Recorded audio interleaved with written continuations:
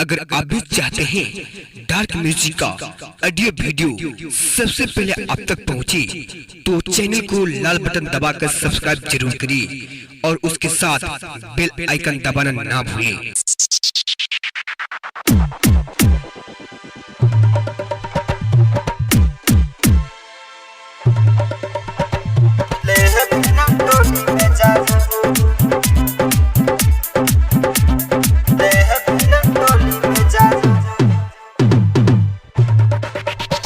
हा कावाना कावाना के ओख तुची बालू मिले है बिना टोली में जालू, मिले है बिना टोली में जालू।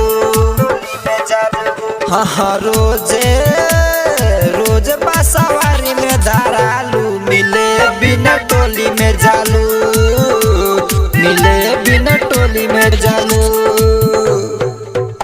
हाँ कावाना कावाना के ओख तुची बालू मिले है बिना टोली में जालू, मिले है बिना टोली में जालू।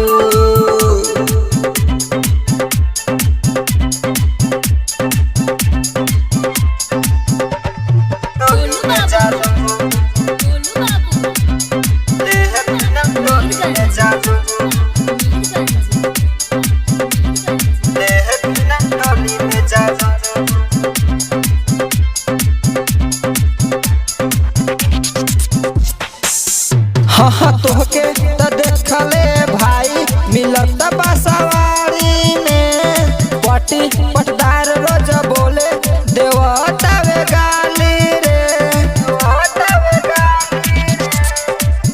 हाँ तोहके त देखले भाई मिलत बासवारी में, पटी पटदार रोज बोले देवता वे गाली रे।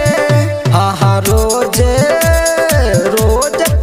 से नहालू मिले बिना टोली में जालू, मिले है बिना टोली में जालू। हाँ कावाना कावाना चक्की के आटा खालू मिले है बिना टोली में जालू, मिले है बिना टोली में जालू। मिले है बिना टोली में जालू।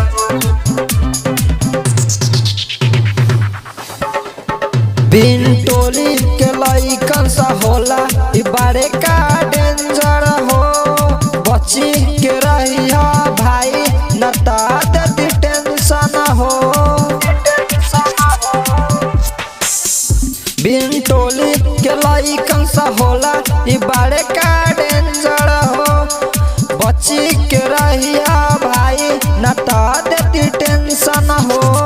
दीपेंदर के बजतावे गाना मिले बिना टोली में जालू, मिले बिना टोली में जालू।